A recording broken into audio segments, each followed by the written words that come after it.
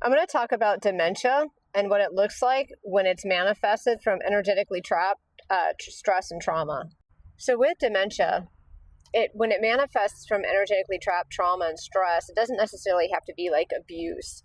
It can just be being in a very religious environment where there's, a lot of kids and they are that child that was lost in the mix. Or they're the child that took care of all the other children. So all they know is taking care of people and they lose sight of themselves, which maybe that'll bring in a toxic partner that takes advantage of them, like a covert narcissist. Sometimes it comes from narcissistic parenting. There's a variety of different scenarios, but the overall stress response is the person's mind shuts off and they manifest a different reality in their mind, even though their environment is totally not matching what they have in their mind. Now, as an intuitive health medium, I've never had a client with dementia come to me, but I've had clients who have taken care of parents or family members with dementia, and they have illnesses that manifested from the stress of taking care of the family member who had dementia.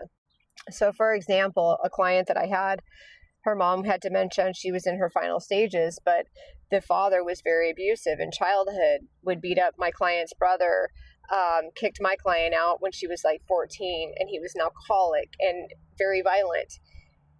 And her mom would say things like, oh, you know what he's like when he drinks on Sundays. Just go take care of your brother, give him a Band-Aid, and you guys go to the park and play. Do you want some chicken noodle soup when you get home? And it was just a complete shutdown on her reality and always trying to just maintain a sense of safety through denying what was going on in her environment. Because neurologically, with the brain in all stressful scenarios, the brain's overall goal is to find safety, which is where our habits and our behaviors change. With dementia, the habit that or the behavior that comes through, it's almost like denial, because they just block out what's going on around them and they play the role of a happy person just doing their thing in life. And then throughout life, what happens is they become enablers. They become people pleasers. Even if they're angry or bitter or disgruntled or fussy, they take care of everybody. They're constantly in everybody's business, and they have no ability to look within themselves or hold themselves accountable. They're just constantly going, and they don't rest. Like, even if they have a free minute or they have time to just sit still, they don't. They're always finding something else to do. Now, as dementia starts to come through, the emotions attached to the events that they suppressed in trying to create a different reality that was safe, those all start to come through in their mind. It's like their mind unzips and different memories start to come out that they have forgotten because they suppressed them.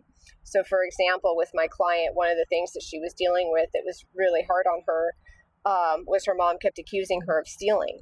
Why are you stealing my purse? Why did you take my wallet out of my purse? And why would you try to take my money from your own mother? And it was like these constant accusations of stealing.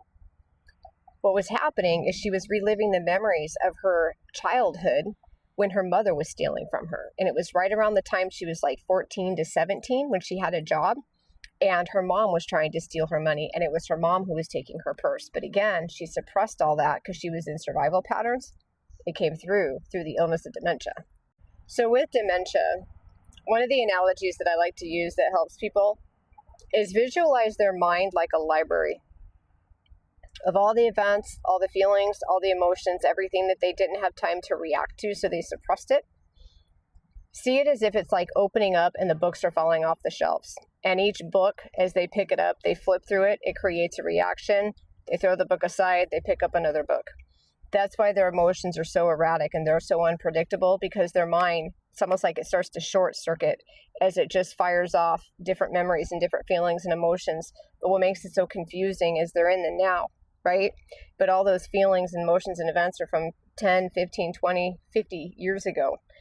And they're reliving them in the now as if it happened back then.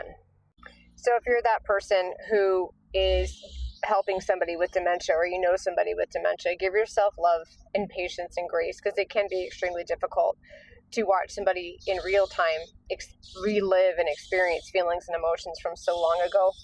And stay tuned, because I will do a video about the illnesses that manifest from caring from somebody with dementia.